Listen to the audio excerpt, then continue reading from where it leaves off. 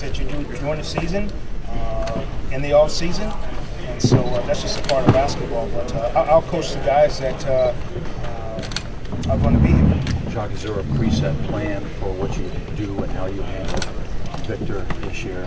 It's a long season, but obviously it's long. Is there a plan for how you're going to do that? There always is a plan. Whether or not I'm going to share that plan with you, I doubt it. But let's say that I think our past has shown that we put guys on the floor.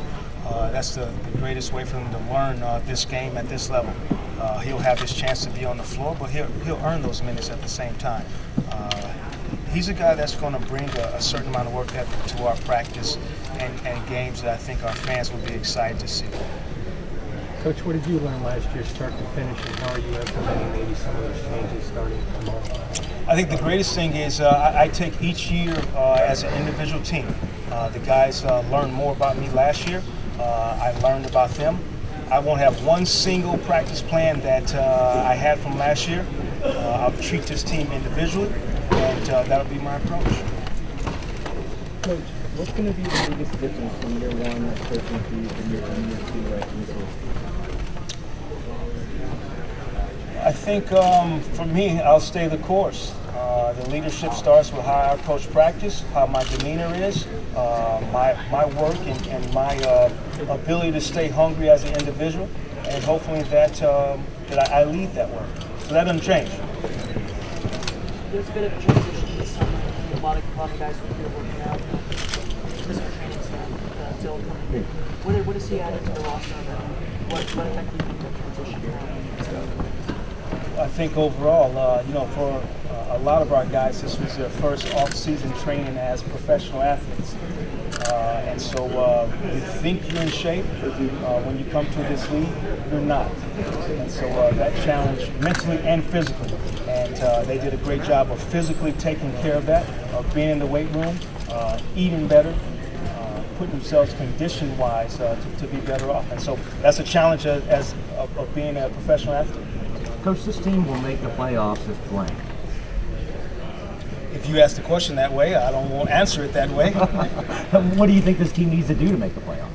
I think for us, we won't say, and I won't say it's going to take this many games, so this is our approach.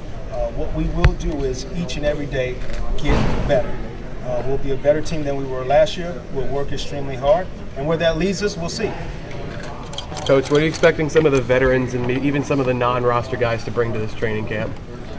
I think this team has a great mix of young guys and also veteran guys, whether it's Nelson, whether it's Aflalo, whether it's Price, whether it's Maxfield. Those guys will help our locker room. The great thing is this game a lot of times rewards experience and leadership, and been there, done that. And those guys have been there and done that. And so it's great for our younger guys to see their professionalism, the way they approach practice, the way they are in the locker room, and learn from it. How are Glenn and Aaron in terms of their health? Glenn won't start off training camp with us, but he'll continue his protocol, and as far as his rehab is concerned, and we'll address it as he gets closer with us. Aaron had a great off season. He's ready to rock and roll, and I'm looking forward to seeing him in practice. Are we going to see more of what we saw in the summer league? Victor getting the minutes at point guard, is that part of the plan here, especially in the preseason? There's only one position on the floor, and probably that's the center in today's game, and that's the way we'll approach it. Victor played some guard for us, and he'll continue to play guard for us. Whether some people want to consider it lead guard, point guard, off guard, shooting guard, I'll leave that to everyone else's semantics. For us, I'm going to put basketball players on the floor and let them excel at playing basketball. Coach, not a great shot blocking team last year. What is adding Jason Maxfield to this defensively? I don't think we have to be a great shot blocking team. I think there's something to protecting the rim. Does that mean shot blocking? Doesn't have to parlay and exactly mean that. Can we be better rim protectors? Yes. Is that coming over and taking charges and protecting the rim? Is that being better ball defenders on the ball initially? That'll protect the rim. But being able to be a presence at the rim doesn't necessarily mean we have to lead the league in shot blocking. Coach, in the offseason, a lot of your young guys, Mo, Tobias, they all worked out together. Is that something you'd like to see from the young guys? Indeed, I want to see it from all our players. If all 15 want to get together and go to Hawaii and swim and work out together, so be it. I love it. You spend more time with your teammates than you do with your family a lot of times, and so they become second nature and they become your family. Nothing wrong with spending a little time with your brother. The guys were mostly here over the summer. They spent a lot of time together. How anxious are you to see them tomorrow, to see what changes in them they'll be? I mean, visibly, I've seen guys this week. They're bigger, they're stronger. You've probably seen the same thing. But what are you looking forward to? For it to translate between the lines. Looks great in pictures. Looks great when your shirt's off. Now let's translate it to some productivity on the floor. You had meetings and interviews, of course, with Victor before the team drafted him, but how have you gone about trying to learn about who he is as a person between Summer League and now? I think that's the job of a head coach, in my opinion, and the approach that I have is I individually get to learn every single player, and I'll denote time to every single player and getting to know them. I think that's the part of being genuine and caring about the players that you coach, not just what they can give you on the floor, but understanding his background, understanding his life, what makes him tick. Those are the things as a coach I have to do, and that's spending time with the individual. That's how you get that done. Have you learned yet about what makes him tick, or is this something that you intend to be a day-to-day process? It's definitely a day-to-day process. You don't do it over the course of a summer. You do it when he has a turnover, and how does he respond to my comment? You do it when he has a good game and a bad game, and how does he respond to that? So those are the learning steps that you endure. It doesn't happen just over summertime, for sure. Hennigan always talks about having a balanced team with the older guys, younger guys. How important is it for you to have a balanced out roster? Well, I think it's great because a lot of the coaching goes on in the locker room as well. There's only a certain amount of time that I spend with the guys on the floor, in film session. There's a lot of time when they're away from me. And so having veterans have a voice that is preaching the same message is important. And being able to police your area. And so the guys' area is that locker room. So them having the ability to police their area is important for us going forward.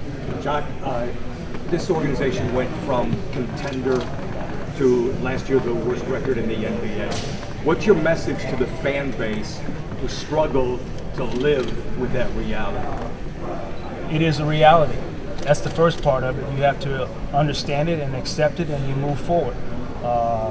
I love music. Bill Withers said you can't get to wonderful without passing through all right. Okay, there's steps to a process of getting to be wonderful. We'll continue our steps. We'll be patient but resilient at the same time, and there will be no wavering. And so that's the message we'll stay with, and that's the message our guys will continue to live by every single day. Your veterans who were a part of that contender last year went through just the opposite. Do you believe that they're all on the same page coming back with the reality again that it's going to be an uphill battle night in and night out to win games? I think that's a great part of it is the challenge that's ahead of them. A lot of those guys were put in positions that they never had been before in their lives. How did they respond to it? I think they're better people. I think their character was built up. That happens through adversity. And so I think we'll have better men in the locker room. Am I going to say to them that we're going to win X amount of games or lose X amount of games? No. Would I challenge them every single day? Yes, and they know that. And so I'm looking forward to seeing how they respond, their approach at the beginning of the year. How close to wonderful are you? We'll get there. Do you see Jameer as being a mentor to Victor, or how do you see the relationship between the two, working out the veteran and the rookie? The thing I learned as a player early on, this is a man's league. There's men in the locker room who are married, who have kids, who want to support their family. That's the approach that you have to have every single day. You come to work, you work as hard as you can. You listen to your coworkers. You learn from your coworkers. But at the end of the day, there's a responsibility upon yourself that you have to have a self-disciplined approach every single day. That's the challenge that Victor will have. Be great every single day. So Jameer's opinion carries no more, no less weight than anybody else in the locker room with him, as far as you're concerned? On a farm, there are cockerels and there are roosters, and they live within the same area. It can coexist.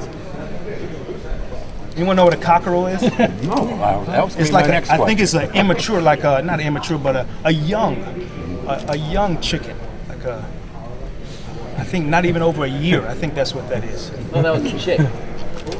Now you might want to look that up, Bianchi. Cockerel. As long as it's not cockroach. Last year it seemed like guys, even with all the losses, they still took losses pretty hard. How do you keep that attitude that losing is unacceptable, but still kind of growing and learning with this young roster? It is unacceptable. That's stated. No one is at this level because they want to lose. And we don't want people in our locker room who want to lose. That hasn't changed and it won't change.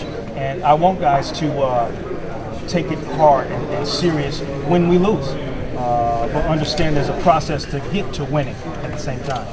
Okay, last question, please. What was your personal point of emphasis? I mean, was there anything that, for example, that you may have read, a book that you may have read that really spoke to you, or? I don't think so. Over the season, for me, it was the self-evaluation comes from watching game film, whether it's breaking down tape, seeing end of the game situations, going through personnel, and seeing how I could be better as a coach at getting to those specific guys, but nothing earth-shattering. Coach, did you catch any of the overseas tournaments like FIBA or Eurobasket to watch Andrew, Renee, Bermuda? I did. I watched a lot of games, actually. What did you take away from Andrew's performance in the FIBA tournament? I thought he did some really good things. Probably the best game I loved. I think he played Gustavo Ayón in Mexico, and I think he might have had 5 fouls and 0 points. And so the way he responded the next game, he probably had his best game. So showed some life and some maturity to respond and rebound the next game. And I thought overall he did some good things. Andrews added a three-pointer. Did the coaching staff ask him to add that, or is that something he picked up on his own? We'll continue to challenge our guys, and so we'll see what areas they can improve on, what areas they can expound their games, and so that's the great thing about basketball. You can continue to learn different facets, and he's learning different facets of his game. Okay, thank you all. Thanks.